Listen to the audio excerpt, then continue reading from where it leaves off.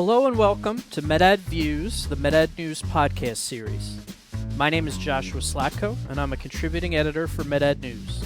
We are very pleased today to have Elizabeth Izard Apelles joining us. Elizabeth was one of the founders of the agency Greater One, working for the company for more than 25 years until she stepped down as president and CEO at the end of last year. She baked the idea of service and philanthropy into Greater One from the beginning, so it's no surprise that that's the very direction she's chosen for her post-agency career. How is the life of a retired agency founder? It is exceptionally fantastic. So I'm doing three things. One is I'm helping a local congressman get elected this fall. Secondly, we launched Honey Paws, which is dedicated to saving breeding dogs in puppy mills, which is the most secretive and abusive billion-dollar industry in the US. And then third, I am part of a team that you probably don't know who they are, that most likely will start a commercial business in the fall. All right, let's talk about each of those things. Okay, Let's start with the puppies, the puppies. because I love puppies. I have one of my own. She's 13, but she's still a puppy. Why did you choose that particular cause? We were coming back from London over Christmas, and my daughter had just watched the movie Dogspiracy on the Virgin plane. She said, "Mom, you have to watch this." And we've always had a foundation, but we've been focused in rare diseases. And after I saw it, it opened my eyes to this industry that nobody knows about. It's incredibly secretive. It's massive. It was started after World War II by the USDA, who, when our soldiers came home, farmers in the Midwest needed another way to make money. And so the USDA encouraged them to make and sell puppies. And what they did was they retrofitted their rabbit cages, their chicken coops into places where they put breeding dogs. And then today, fast forward, there are thousands of them, $1 billion industry producing puppies for puppy shops, for animal testing, for universities that do more animal testing, and for some rescue organizations that, while they pretend to be not for profit, are really for profit.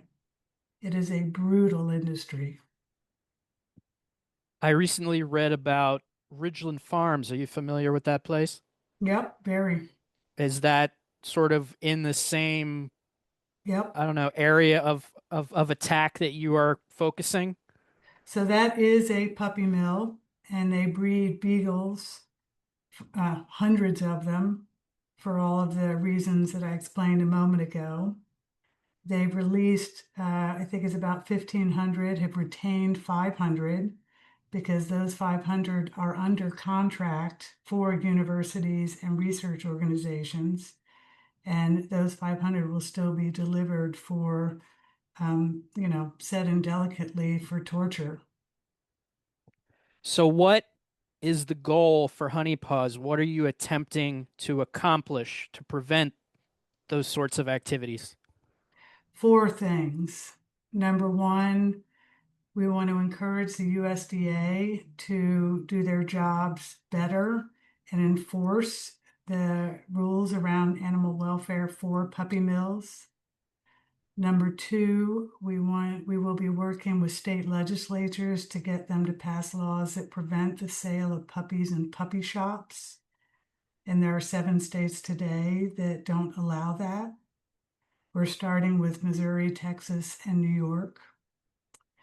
The third thing is we want to befriend puppy mills today because they're quite secretive.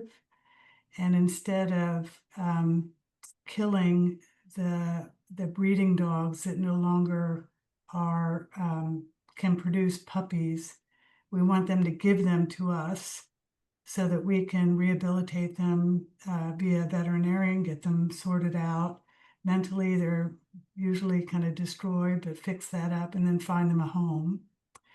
And then the fourth thing, which is most important, which is where we're starting today, is just awareness. I have a puppy that I'm sure came from a puppy mill. I had no idea of this industry. And you just talked about your dog, it's 13.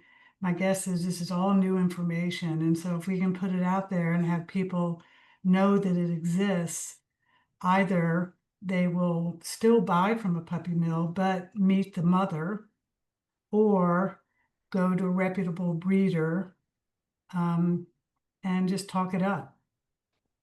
We're just starting it. We just launched the website 2 weeks ago, 2 months ago.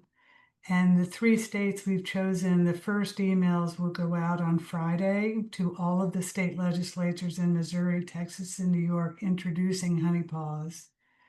In each of those states, they're in various places. So Pennsylvania has some laws in movement now that will prevent the sale of puppies in puppy stores. The Amish have a very large industry in Pennsylvania. Missouri, the same. There are 4 or 5 state legislatures that are involved and are trying to make this better. And New York, I haven't seen that yet, but I should see that tomorrow. And how about the congressman? Chris Gallant in the District 1 in Long Island is running against Nick LaLota. And Chris is I'm very impressed with him. And the primary is on June 23rd. If he wins, then he will go head to head with Congressman LaLota. And I've got a group of people where I live who are interested in helping him. And so we'll do what we can to help him get elected. Why him? I have this thing in our kitchen that says, do what you can, be who you are, and want what you have. So this is something that I could do whether he wins or not. It's my way of participating. And now the third item, you're developing a new commercial enterprise. I'll be part of a team. Today reminds me exactly of 2000 when we started Greater Than One. Back then, Google was a startup. There was no social media. There's very little email marketing, very little content on the web. And this thing called the internet was just beginning. Today, I feel the exact same way with the emergence of artificial intelligence, which is just taking, what we've all accomplished over the last 25 years and taking it in. I see this as a marker and taking it into a whole new area of experience. And so I see huge opportunities for using that for the benefit of a new tranche of clients, whether in healthcare or not. So this is not necessarily just going to be focused on healthcare. Probably not, because I think let's meet again in the fall and I can tell you more specifically. We're just starting to think through it, but I just say my mind is exploding with opportunity. So we'll see. I'd like to talk a little bit about how you got to where you are. Um, how you got to founding Greater Than One. Can you talk about sort of what your path was from education to the professional world to founding an agency? There were not a lot of women founding agencies in 2000, if memory serves. Yeah. How was it exactly that you made that progression and reached that point? Prior to co-founding Greater Than One in April of 2000, I had spent the 19 years before that working at a company called Petrie Television. And what we did was we sold national spot time. And in 1998, Rupert Murdoch bought a group of television stations called New World Communications. and he launched the Fox television network. He hired my firm to create his national sales infrastructure. So 20 offices around the country, hiring sellers. And then he asked me to run his largest station group. So I was running the sales of WTTG in Washington, the national spot sales, TTG in Washington, Tucson. I can't remember the other four. But frankly, I'd been almost 20 years in the same company, in the same business.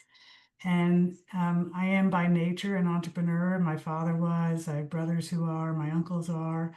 And when the internet, when this thing called the internet was kind of starting, similar to today, I just saw tons of opportunity. And so I left Petrie, went to a small startup that was creating websites for M&M Mars and candy companies.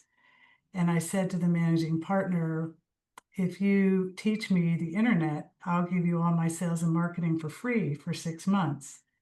And after that, if you can't afford to pay me what I need to live, I was a single mom back then. I have your blessing to leave. And I don't know, I don't even know if you were alive back then looking at you, but I'm older than I look. okay. I graduated college in 2000. Okay. Well, you probably knew we're coming out of college thinking all these companies are squishing together, creating new businesses, startups are starting. It was just this classic amalgam of entrepreneurship, creativity, and opportunity. And my company merged with six others and turned more into a technology company. They were sourcing, for example, how many tires American Airlines had in Japan and doing that all using technology. And so we left. I met my partners there and we took World Wrestling Entertainment with us. The managing partner said, we have no use for it, take it. And that was our first client.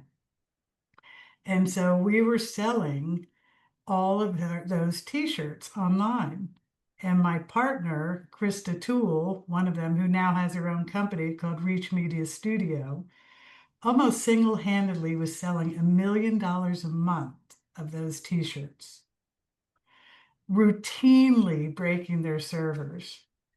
And I remember my son was about 5 and they used to give us tickets to the events at Madison Square Garden. And to this day, he's still angry at me because I wouldn't let him go.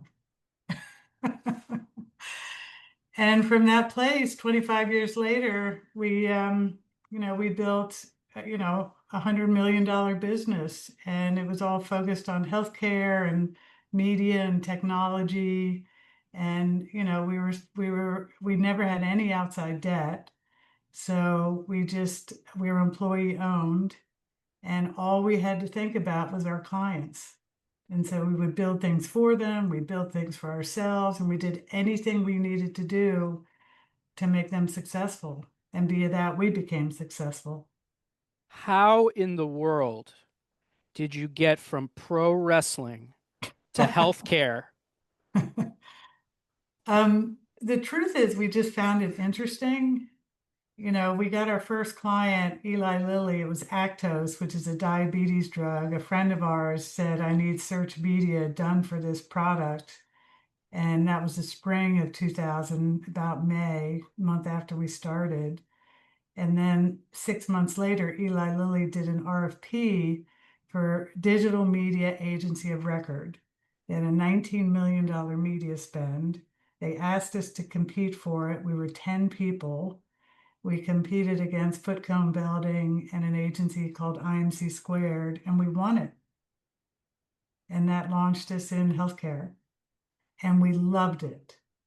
We're very digital by definition is very kind of detailed and at that time pretty niche. And we just found healthcare so interesting and relevant. And many of the products we worked with over the years, some of us have had, our parents have had it, our brothers or sisters, our friends. And so for over 10 years, we ran all of Eli Lilly's media, digital media. We launched Cialis, Strattera, Cymbalta, Zyprexa, and it was just so interesting and fun. Just to be sure I understand, your agency was a new agency and it had no background in healthcare, and you pitched for a $19 million account with Eli Lilly and you won. Yes. That is an extraordinary achievement, as I'm sure you know. I Um, see we all, and even today, I feel the same way. As I said, I see the world as a blue ocean. I'm always reminded of my first job I got at Petrie Television in their sales training program. I was the first assistant to go from assistant to the program because they'd always hire from outside. I was about 26. And I read this article in the Harvard Business Review, and I've never forgotten it. I've said it to my children, to anybody who asked me. And I remember this quote that I used that got me the job. And it said, when experience counts more than such essentials as empathy and drive, what is accomplished is the inbreeding of mediocrity. that is a powerful statement. Focusing on the healthcare side of the work that you've done, what are you the most proud of the work that you did while you were at Greater Than One? We had two memorable firsts back then. And you have to remember that medical healthcare advertising didn't exist. And fair balance, as you know, when you watch a TV commercial, you see the commercial, and then at the end it says, this will do various things to you that are negative. If you take this drug, these things could happen to you. That didn't exist online. And so, in order to launch a banner for Eli Lilly, we had to create the ability to deliver fair balance on the web. So, we created that. The second thing we did is we created the first disease state portal.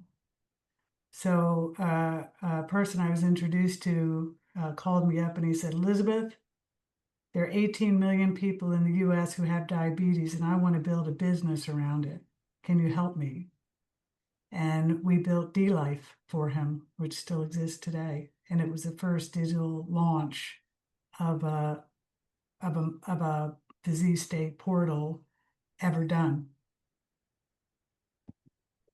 What have you learned in the past 25 years? Um,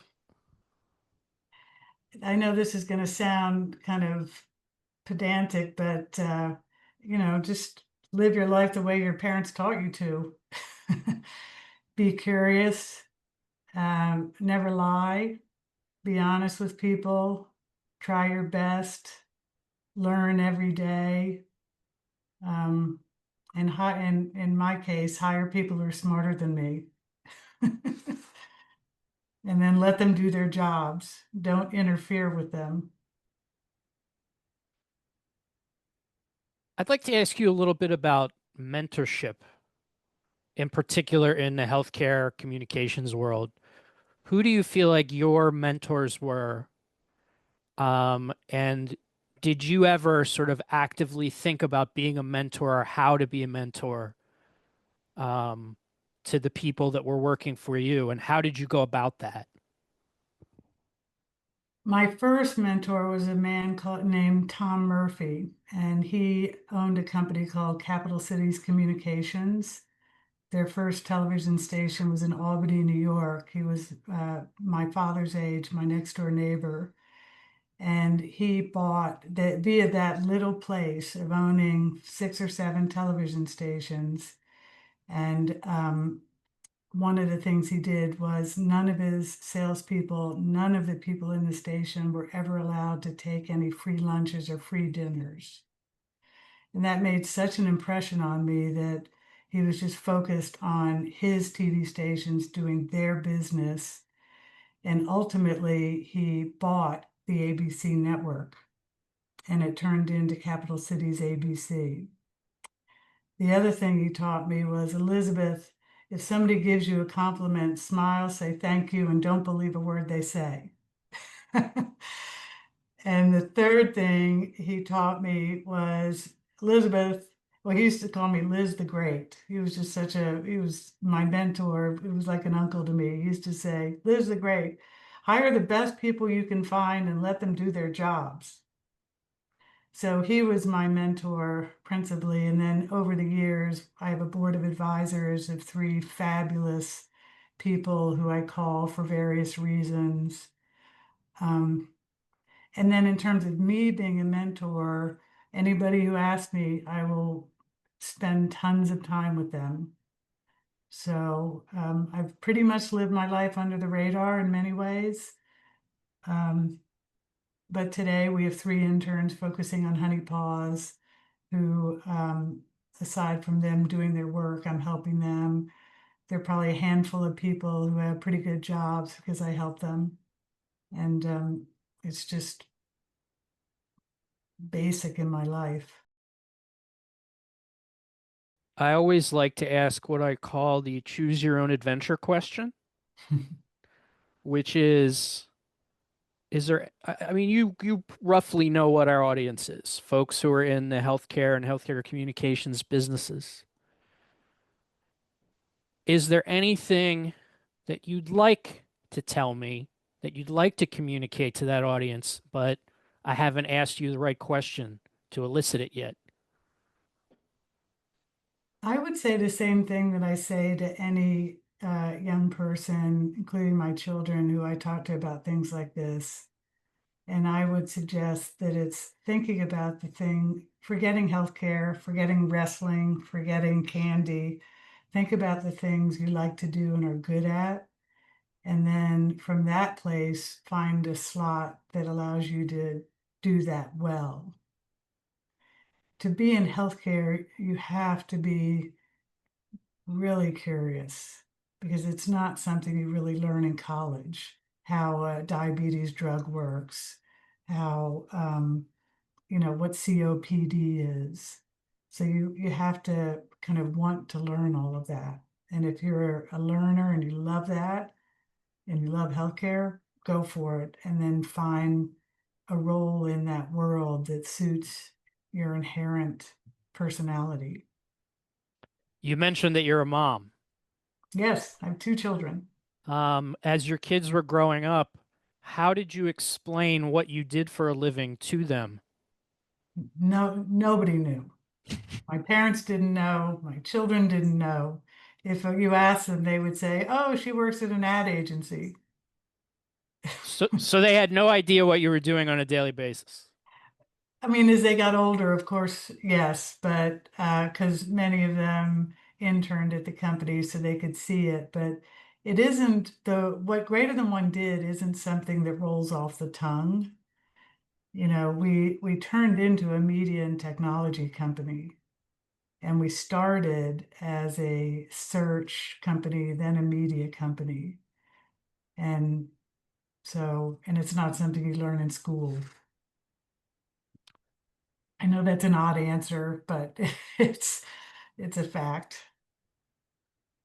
I would imagine that it's not every day that someone steps down from being CEO of a large healthcare communications agency and launches a new life in philanthropy. Why do you think you were the person that did that? When you ask that question, what I think about is my father. So the way I was brought up, he sold carpets.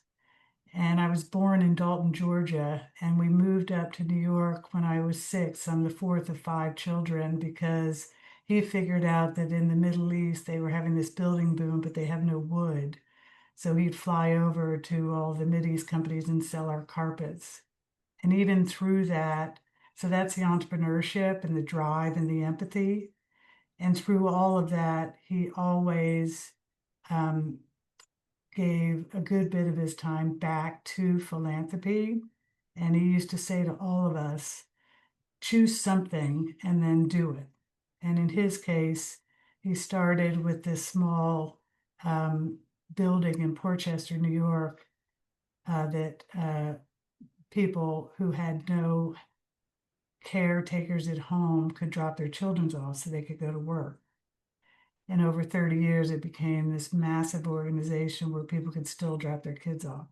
So that's just how we were brought up. And if you look at my brothers and sister, they all do something similar. They have they give back on one side and work on the other. And because I don't today have a big job, I have more time to give to my philanthropy. What do you think is next for you beyond the commercial venture more generally? What is the next step down your path? It's it. I'm That's 60. it. I'm 65. I want to um, help a little bit in politics if I can. If I can help people who believe in what I believe get elected, I'll do a little of that. I've got my foundation. We just, as I said, Honey Paws. I'm not going to give up on that. 20 years from now, you're still going to see that fighting for these breeding dogs. And then the commercial business, I'll be part of a team maybe for the first, probably I've told them 3 years. And then after that, um, I'm going to focus on my foundation and, you know, mess around. I play golf, I play paddle, I like to travel. I mean, I have all kinds, I love to garden. So there's always something to do. One last question. In your career as a healthcare communicator, what would you say brought you the most joy? The most joy I got was when we were working with startup biotechs and we were setting up their internal technology infrastructure. Because I'm very much being an entrepreneur, many ways you kind of always are the little guy. And so helping these biotechs build a modern infrastructure at a reasonable price that would help them launch their business made me feel really good. Thank you so much, Liz. I really appreciate your time. This has been a delightful chat. Yeah, same. Thank you very much for having me.